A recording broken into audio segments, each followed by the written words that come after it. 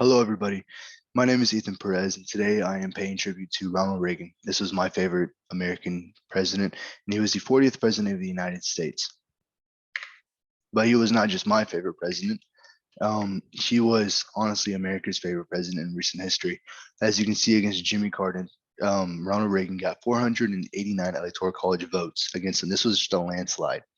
And if you think this was luck, and if you think that anybody could have beat Jimmy Carter, which is probably true, um, this is his next election against Mondale, another landslide. Or Mondale only got a state and a district against Ronald Reagan.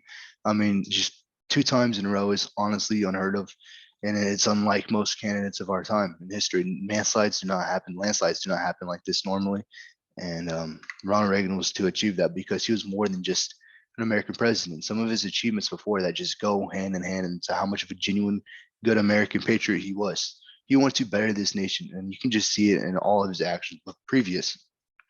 So some achievements he was before he was an American president. He was the governor of California. He was the 33rd governor of California. He served from 1967 to 1975, and this is when California was in their prime days, their golden days. This is when they didn't have so much problems in the streets, and it was a much more pretty city to live in, a more desirable state to be at. And before he was governor, he was a Hollywood actor. He was in many great films, and he was often portrayed as a cowboy, or sometimes he was a villain. And he was also a football player in some sports films. But he was not set up to be president. In his early life, he was raised by a dad who was a shoe salesman. His dad was an alcoholic, and his mother was a do-gooder. People say that he got his attributes from his mother because she would visit prisons, she would visit the inmates, she would visit hospitals and see the patients. She would just help her community all around. And this is where Ronald Reagan got a lot of his habits from.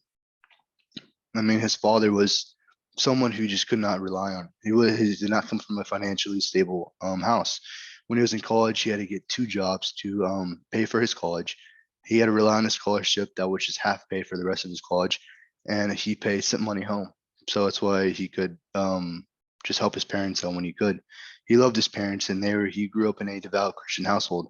In high school, he was the president of the student body. He played basketball, football, and he was known for swimming. He had the most achievements through swim. So he was an achieved, remarkable guy. He was just a hard worker through and through. And in college, he went to Eureka College, and this all takes place in Illinois. He was not in California yet. And while he was also still in high school, he did a lot of school plays, and his mom helped him with the school plays. She funded, and she also just gathered all the resources for the projects so she could help her son out. I mean, they're a very good family, but just not one you typically see in a U.S. candidate in recent times in history. And when he was a lifeguard, he actually was able to save a record 77 people growing up. So as he was a Hollywood actor, he just had a lot of charisma. He was a sports commentator, which switched onto his Hollywood career, which switched onto his governor political speeches, and then that helped him be elected for president.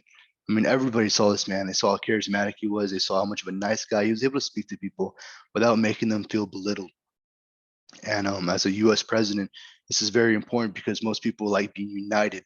Democrats, Republicans, all alike. He was a Republican candidate, obviously, as you can see from the red versus blue. But during a shuttle Challenger address, a NASA project went wrong. A bunch of astronauts were killed in a failed takeoff, and the nation was just under great mourning. It was a tragedy for everybody, and the whole world saw this. And Ronald Reagan gave one of the most beautiful speeches in the end of it. He said that they all left the surly bonds of earth and touched the face of God. And this brought many Americans optimism, and this just wiped their tears away. And he was just his smile, his jokes, sense of humor. He was a charming guy for a reason because he just wanted to better everybody around him. If you better everybody around you, you create a better environment. And that's exactly what he did around the government he was in, the people he was in. He just influenced everybody to be better. And he went to the Berlin Wall during the dictatorship of Mr. Gorbachev, and he asked him to tear down that wall, the Berlin Wall. That was also another popular thing he did. And this is the way he ran his presidency: is we maintain the peace through our strength. Weakness only invites aggression. This is true because if we are a weak nation, we will have foreign enemies trying to invade us. If we are keep ourselves strong, we are able to help everybody around us as long as we take care of ourselves first. He was more than just a Republican candidate. He brought everybody to the middle. He wanted to cut taxes so people who earn their money got to keep their money. They didn't have the government just knocking at the door asking for whatever. He was, I mean, at the time growing up, back, this is before, I mean, all the unity of races. His family was just strongly opposed to racial discrimination. I mean, he was just a progressive too.